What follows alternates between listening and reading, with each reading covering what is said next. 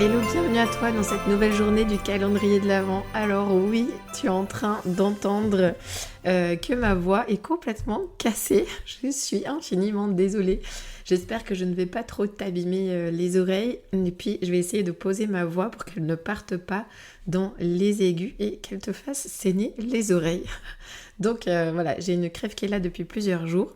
Et puis c'est pas une raison pour se laisser abattre. Voilà, on va continuer à partager ensemble chaque jour ces petits audios qui, j'espère, t'inspirent, te font du bien, sont un petit moment sympa dans ton quotidien.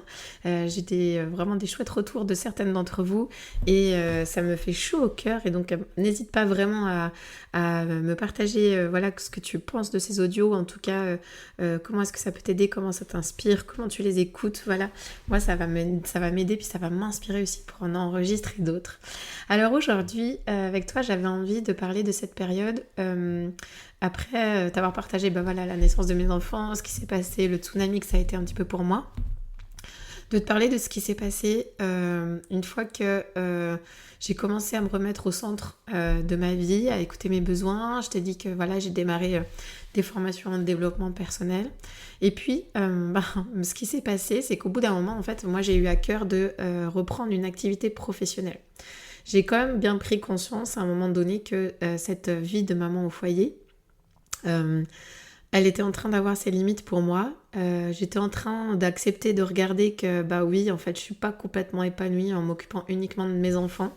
J'ai l'impression qu'il y a une énorme partie de moi qui est pas que je peux pas utiliser, des talents que j'ai, que je peux pas utiliser au quotidien, et que quelque part le fait que je puisse pas utiliser tout ça, tu vois, le mot qui me vient, et ça me tue à petit feu. Mais je crois que c'est vraiment ça. C'est comme s'il y avait une partie de moi qui du coup pouvait pas du tout s'exprimer, était complètement éteinte et qui en fait n'aspirait qu'à ça. Donc j'ai envie de reprendre une activité professionnelle. Alors je vais te raconter un petit peu le chemin que j'ai fait par rapport à ça. Peut-être ça nous fera un ou plusieurs audios, je sais pas, on va voir en fonction du temps que ça prend.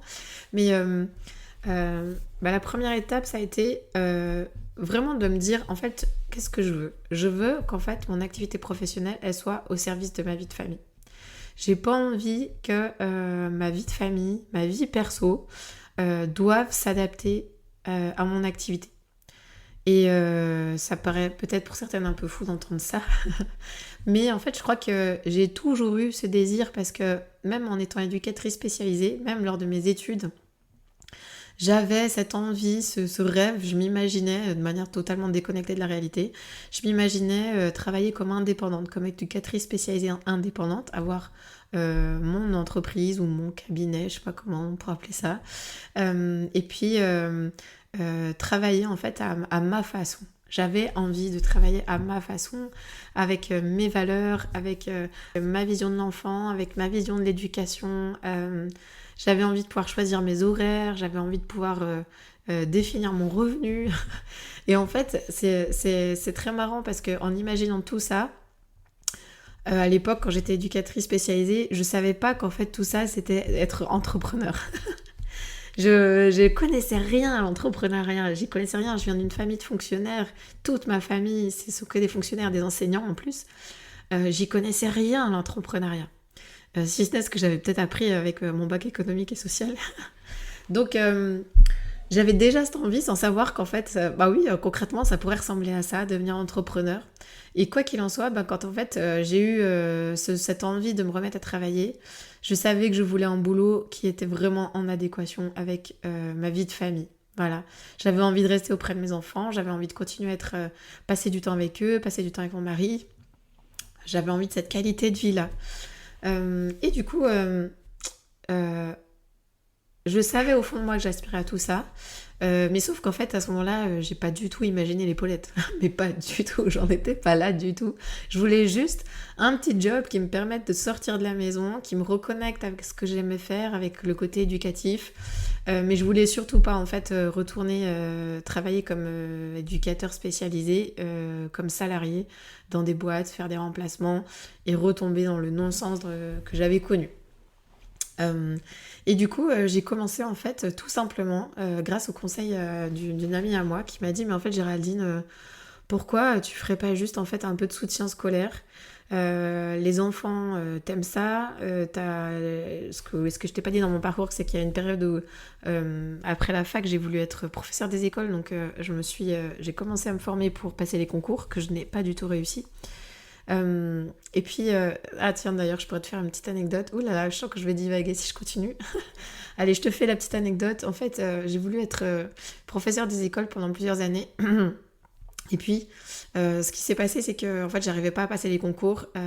J'ai ma licence, en fait, j'ai passé ma licence. J'ai pas réussi ma licence le premier coup. Par contre, j'avais réussi les concours d'entrée à l'UFM.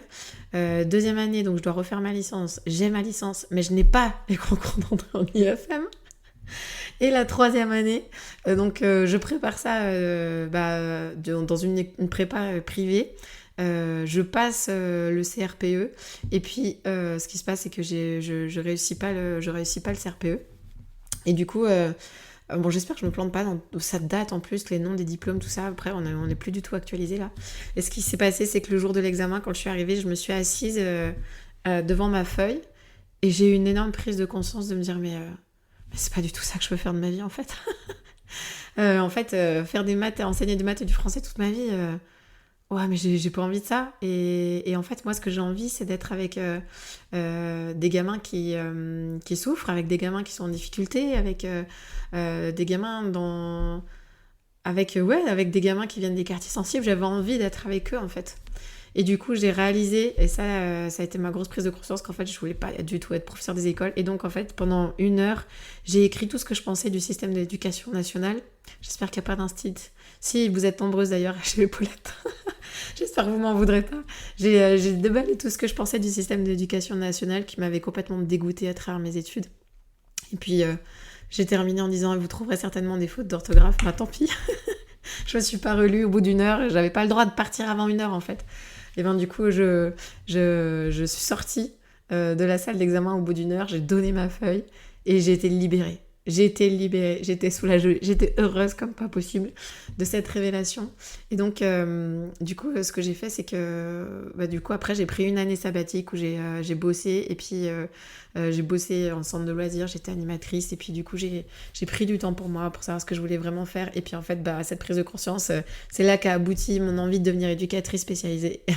Et le jour où j'ai passé les concours pour être éducatrice spécialisée, j'ai absolument réussi tous les concours partout. J'avais le choix de toutes les écoles et le jour où je suis rentrée dans mon école, j'ai vraiment ce sentiment de oh purée, je suis enfin à ma place quoi. Je suis enfin à ma place.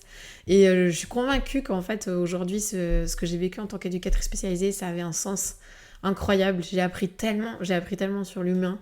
J'ai appris à forger mon caractère aussi, à forger mon opinion. J'ai appris à réfléchir, à analyser, à penser. J'ai appris à accompagner, j'ai appris à écouter. C'était passionnant. Ça a été vraiment, il y a eu des moments très difficiles aussi avec certains publics avec lesquels j'ai travaillé, des enfants polyhandicapés.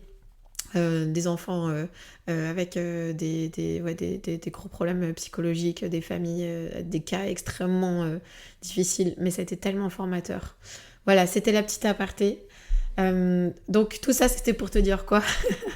Qu'en fait, voilà, je me suis lancée en me disant, ok, j'ai envie de retrouver ce côté éducatif, soutien scolaire, c'est ok, je sais faire, c'est pas compliqué, je vais faire ça. Et donc du coup, j'ai commencé à lancer des petits flyers dans les boîtes aux lettres et puis à me faire connaître comme ça. Je pense que je vais m'arrêter là sur mon histoire. Aujourd'hui, il n'y aura pas forcément de pépite à la fin, mais je pense que ça peut aussi t'inspirer mon parcours. Et puis je continuerai un petit peu plus tard pour te raconter la suite de mon histoire professionnelle. Voilà. Allez, je t'embrasse très fort, passe une belle journée et à demain. Ciao, ciao.